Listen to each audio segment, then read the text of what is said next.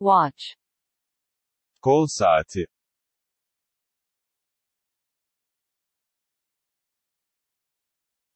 The message was short and to the point.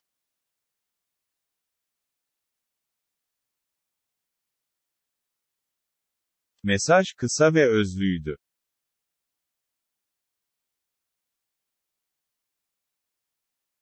It read, "Trucks from King Charles Square will transport Regiment 55 tomorrow a.m. Act at once."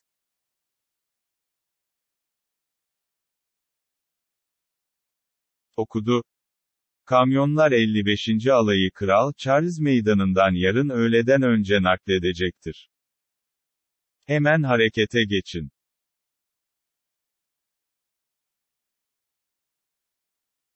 "So," said Gebhardt softly.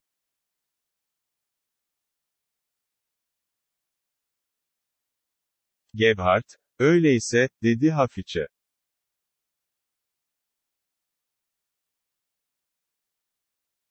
He burned the paper in the ashtray.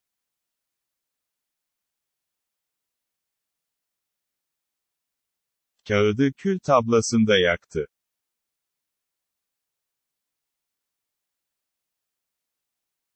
For a moment he sat thinking.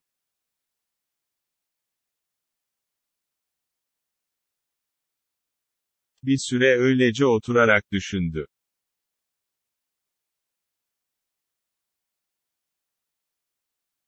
He previously knew that a large number of trucks in King Charles Square would be used to carry soldiers from London to the coast.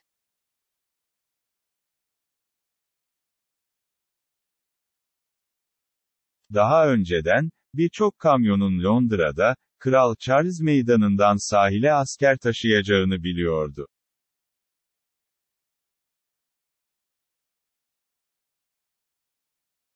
And somewhere along the route trucks and soldiers would be blown to pieces with explosives.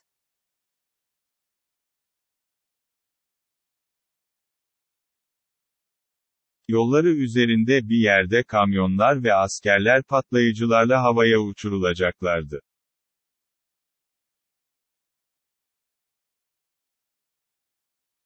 Gebhardt drew his suitcase from under the bed and opened it on the desk.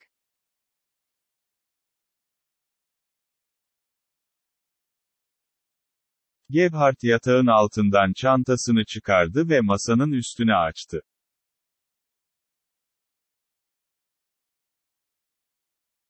From its nest of cotton he picked up one of the bombs.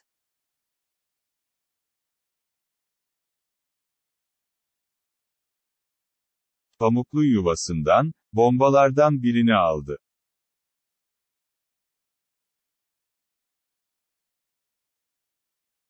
It was wide and flat, quite different in form from the usual, old-fashioned type of bomb.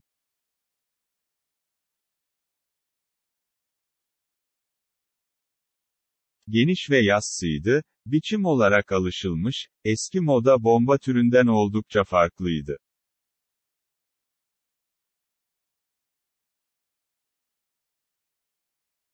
Attached with wire to the bottom of an automobile engine, the bomb was deadly when the motor heated.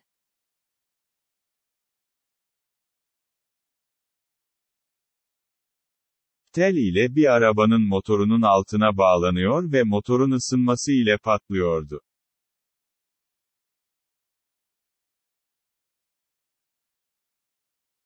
He decided to take with him in a small package about 14 of the bombs.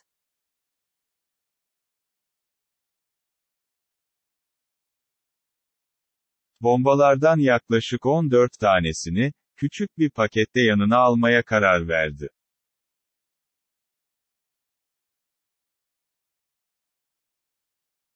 That was about all he could take care of in 2 hours.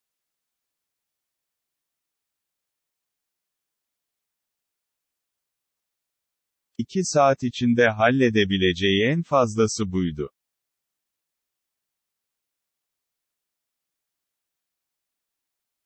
He had detailed information on King Charles Square.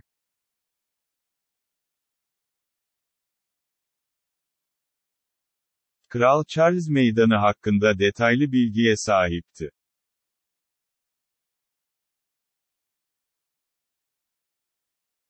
By midnight all the soldiers and mechanics were gone. At 2 o'clock a policeman looked in to check up.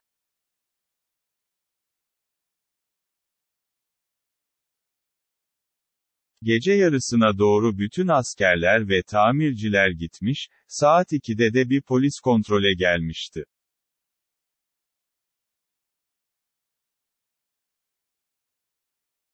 Gebhardt was very much pleased with himself.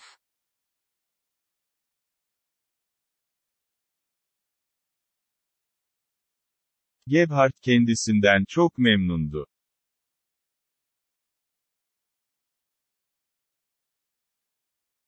Thanks to British's inefficiency, he would have the place to himself between 12 o'clock and 2 o'clock.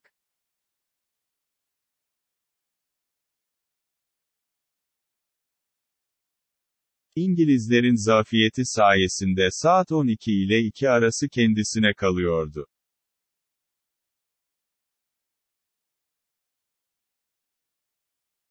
Thinking of the importance of time suddenly reminded him, and he put a new strap on his watch and then put the watch on his wrist. Then he sat very still, looking into space, mentally checking every detail of the plan.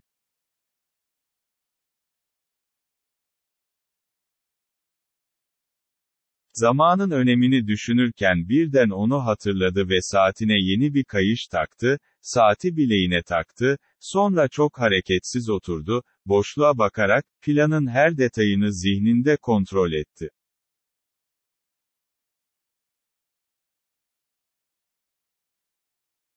Gebhardt smiled.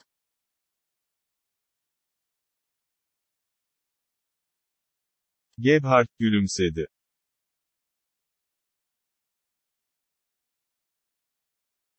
Of course. Outside the jeweler shop he had set his watch back 64 minutes for the signal to the jeweler.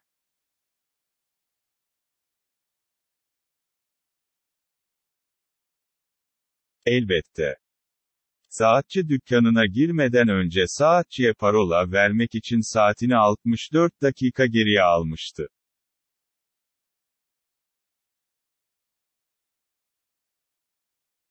He smiled again as he now moved the minute hand of his watch exactly 64 minutes ahead.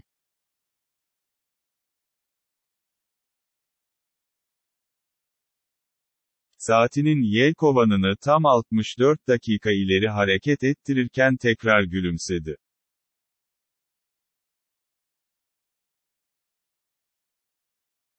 Never forgetting these small details made him a good secret agent, and he knew it.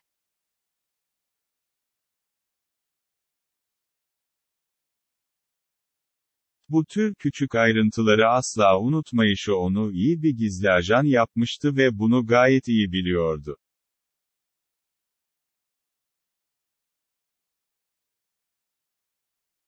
When the time came, Gebhardt moved carefully through the darkness of the blacked-out streets.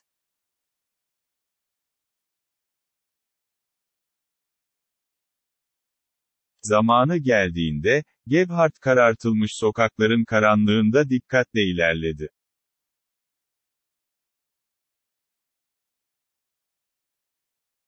In the alley behind King Charles Square he stopped and looked at his watch.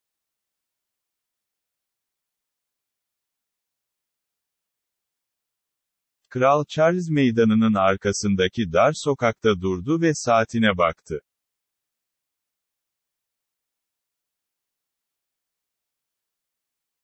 12 o'clock exactly.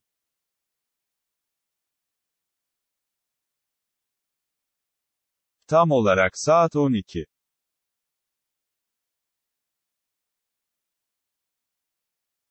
Gebhardt smiled.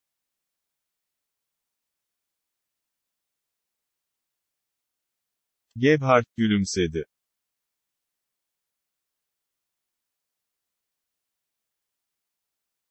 The whole thing was going like clockwork.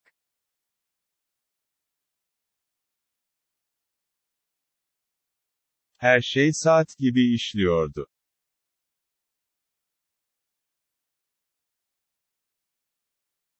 He waited another 10 minutes just to be on the safe side.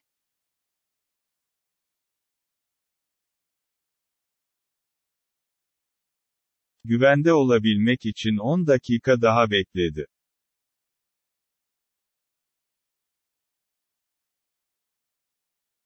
Gebhardt climbed a fence, moved carefully along a narrow space between two buildings, and came out in King Charles Square.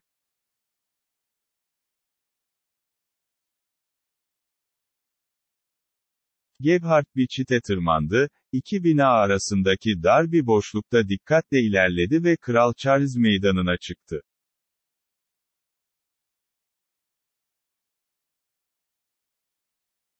He stood a moment, counting the black forms of the trucks.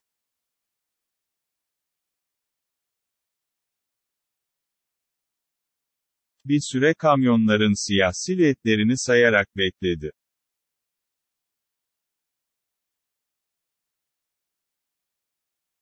Gebhardt moved over to the nearest truck.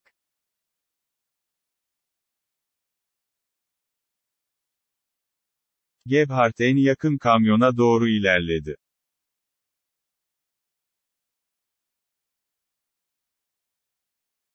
He set down his package, took some wire and a wire cutter from a pocket.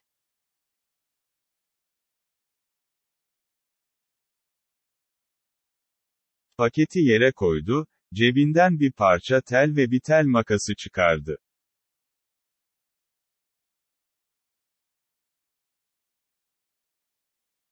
He slid under the truck and felt along the bottom of the engine.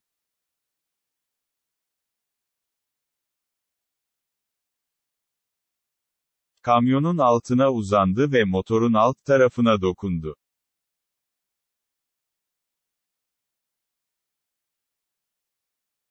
Lying flat on his back, working in the dark, he began to wire the bomb to the exact place he wanted it.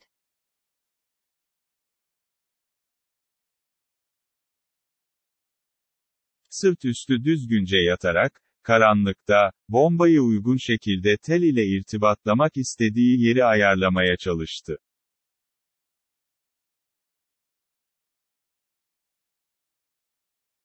Somebody stepped on his ankle.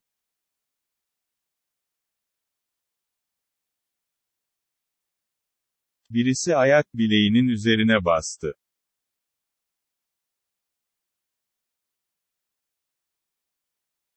Pain shot up Gebhardt's leg, and he bit his lip, not breathing.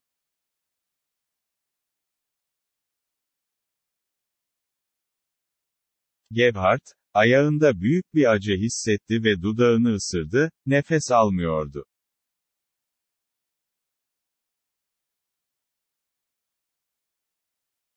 No, he thought, there can't be anyone here.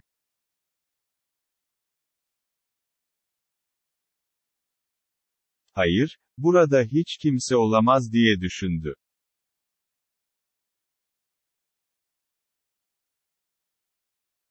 There is never anyone at this hour.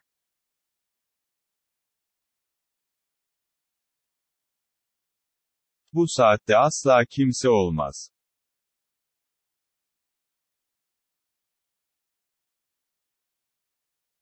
I have checked it many times.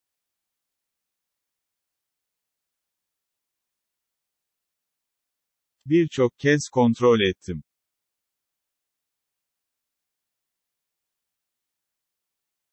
But that weight kept pressing into his ankle.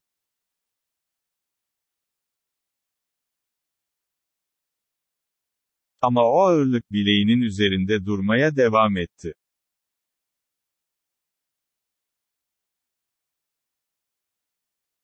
All right, mister, said a voice.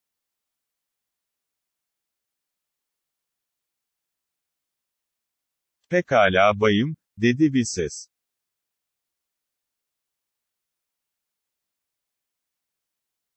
Come out of there.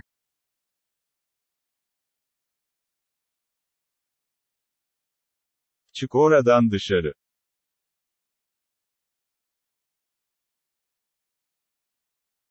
The wire cutter fell down from his fingers.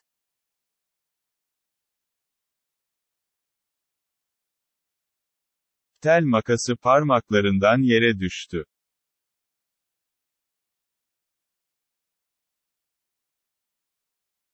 Hands grabbed at Gebhardt's legs, pulled.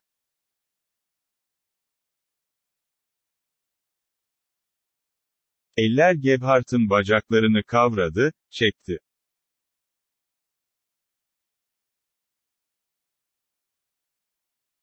In a panic, he kicked himself loose, got up, and run wildly.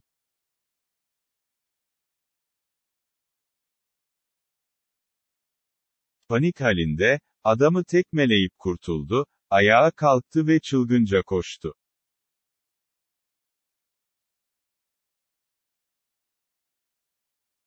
A man shouted.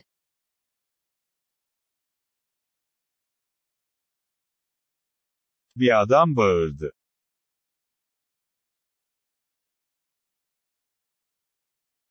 Someone blew a whistle.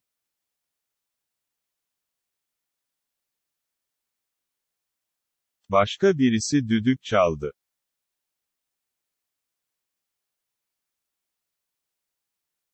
A form jumped from nowhere and knocked him to the ground.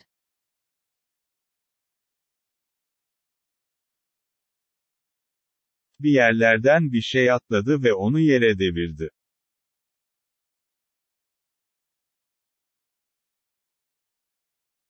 Gebhardt drove his fist into a face, twice, pulled away free, ran on.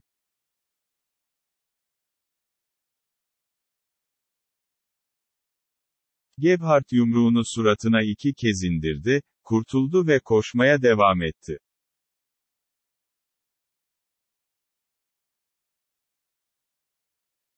He ran into a wall, turned the wrong way.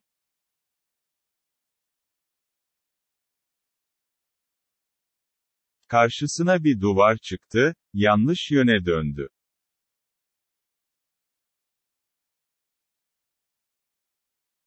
A flashlight focused on him.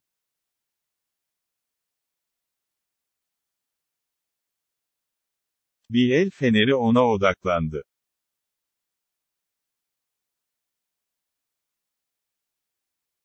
He turned back but too late.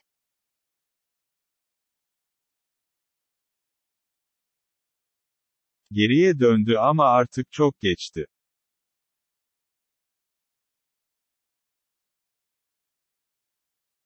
There. Get him.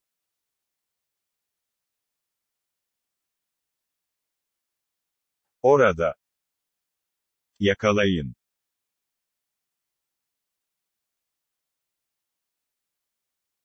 Gebhardt drew his revolver.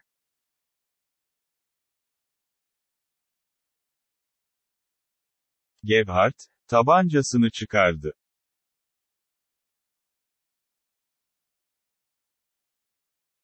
As he ran, he heard them shout as they came closer to him.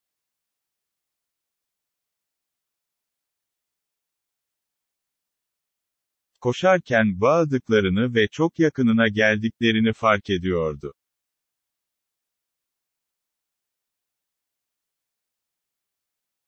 There was the noise of rapid gunfire behind him, and something struck him in the back.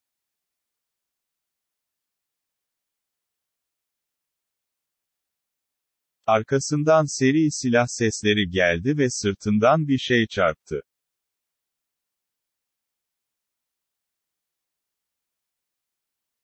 No, thought Gebhardt, the plan was perfect.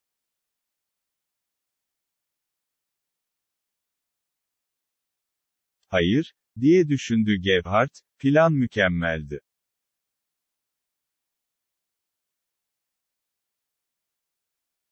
There was a sharp pain.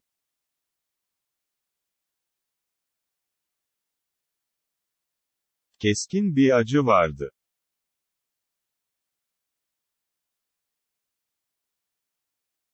He said weakly, no.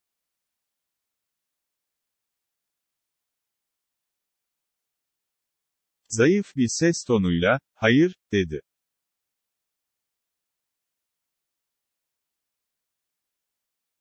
He was dead when the soldiers reached him.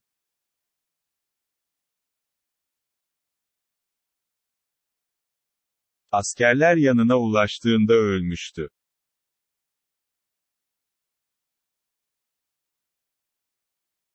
He lay with his one arm stretched out in front of him, his wristwatch showing the hour.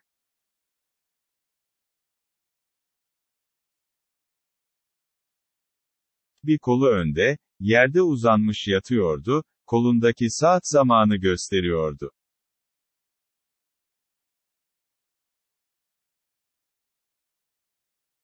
Imagine the nerve of the guy, said a young soldier.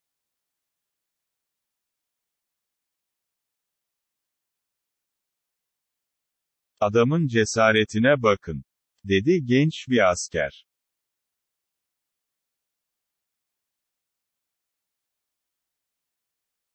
He walked in here as though we didn't even exist.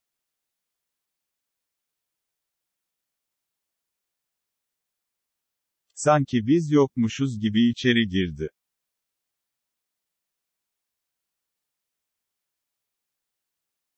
That's a nice watch he has on.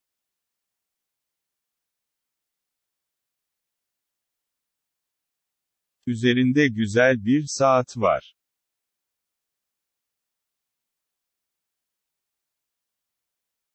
But it broke when he fell.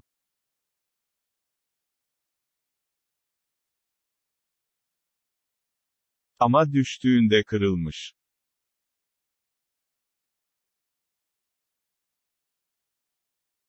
It's an hour fast, said a second soldier.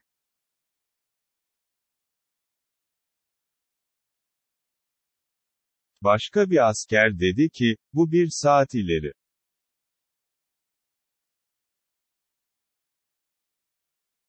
How did that happen?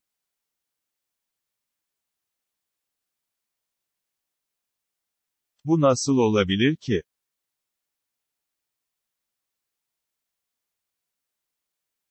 The little jeweler was even more surprised when he read the newspaper report the next day about Gebhardt.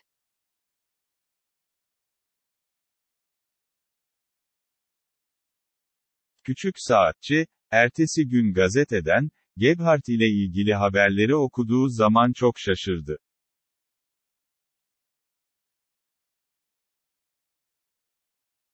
I can't understand it, he thought.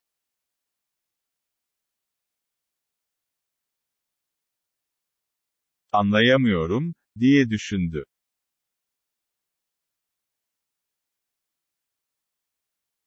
The man must have been careless.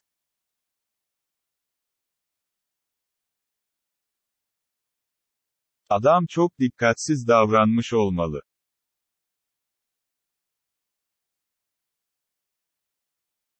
Nothing went wrong on my part.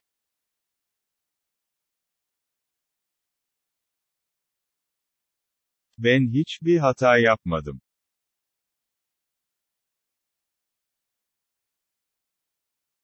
Why, I even set his watch correctly before I gave it back to him.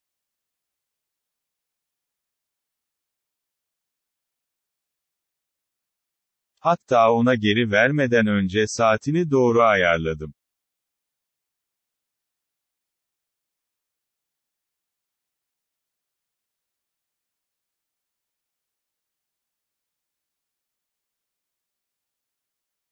The end. Son.